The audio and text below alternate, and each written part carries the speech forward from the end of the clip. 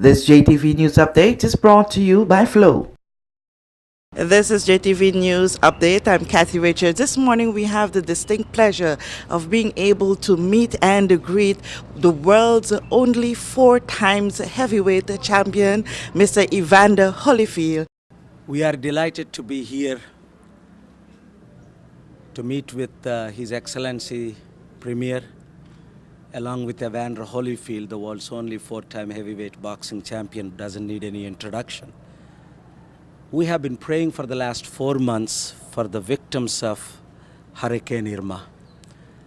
And we toured last 2 days various places, from one coast to the other coast, even went to islands. It is heartbreaking to see how the BVI has affected, and heartbreaking to see how the world has forgotten, and heartbreaking to see how much reconstruction efforts need to be taken place. That's the reason why we are here mainly. And Evander Holyfield, in such a short notice, without any advance notice, I asked him at 8 p.m. and he left at 4 a.m. with me to come from Florida, where he lives now. But we are also thankful to God and the leadership that I just said to His Excellency Premier. If you compare the U.S., Puerto Rico, still people have no much electricity. Devastated, people committing suicide. I was talking to Brother Jerry Ferrara yesterday. I said, wow, almost 80-90% of the people getting electricity back, which is most important. Having water back, which is most important. And of course, the roads and the houses will take time to reconstruction. So our goal is to conduct future summits like we have done for the last 35 years in the US, around the world. In Nigeria, we had 54 presidents. In Sudan, we had 39 presidents, prime ministers. In India, 2015, we had 44 presidents. Inviting presidents, prime ministers, billionaires, donors, investors, leaders to do the summit here.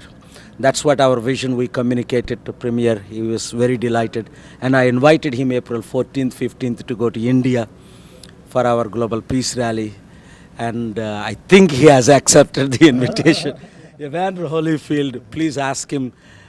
He is in love. We are in love with the BVI.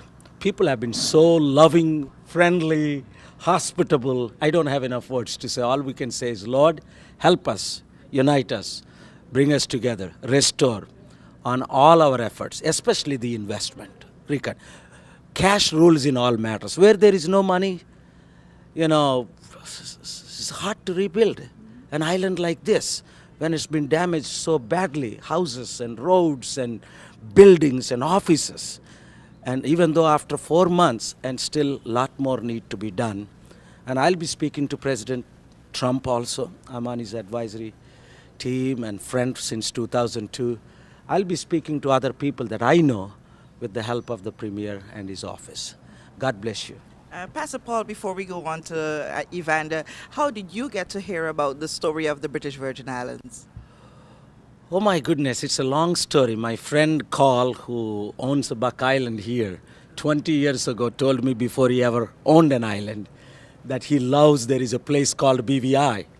So I came here, even though I didn't address the media because I always address the media only after I meet the leader of the nation.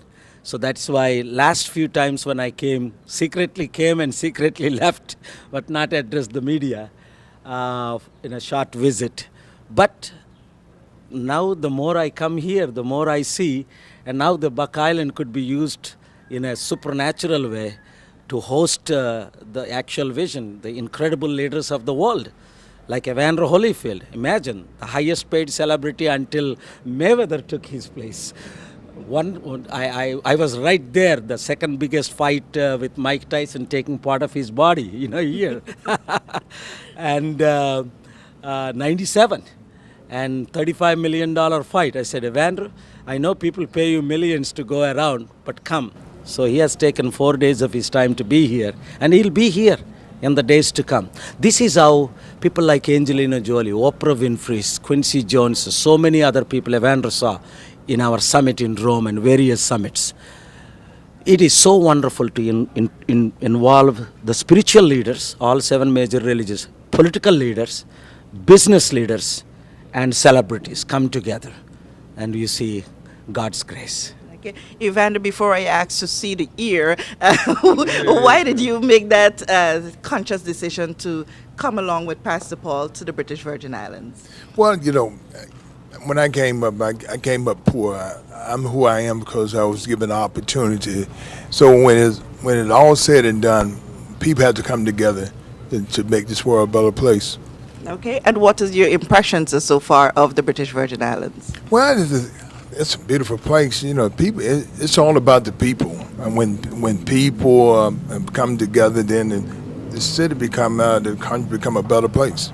Okay, you are a sportsman, and yes, Pastor is talking about getting the summit to come here.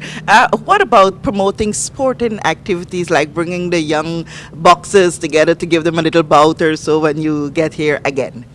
Well, you know, I don't get hit anymore. You know, so you know, and I don't hit nobody for free. But my kids, you know, I'm telling you, it's different. I'm a promoter. I put on fights and stuff like that. So I do go to different places and stuff, tell people my story about how I came up, and I was given an opportunity at the age of 8 years old, and I made the best of that. I didn't quit.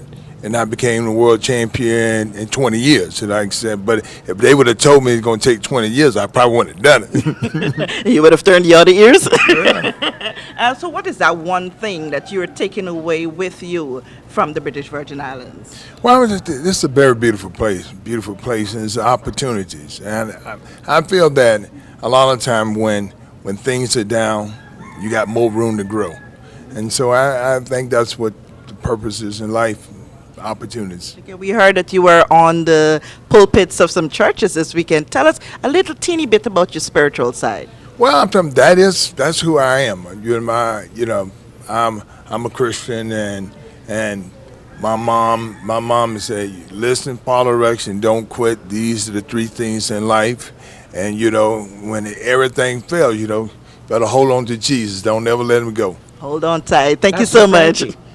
I want add one thing. Number one, I'm not pastor. I'm, of course, evangelist, humanitarian. But Evander Holyfield, the world's only 4-time heavyweight boxing champion, when great Muhammad Ali 3-time, Mike Tyson 2-time. So please come.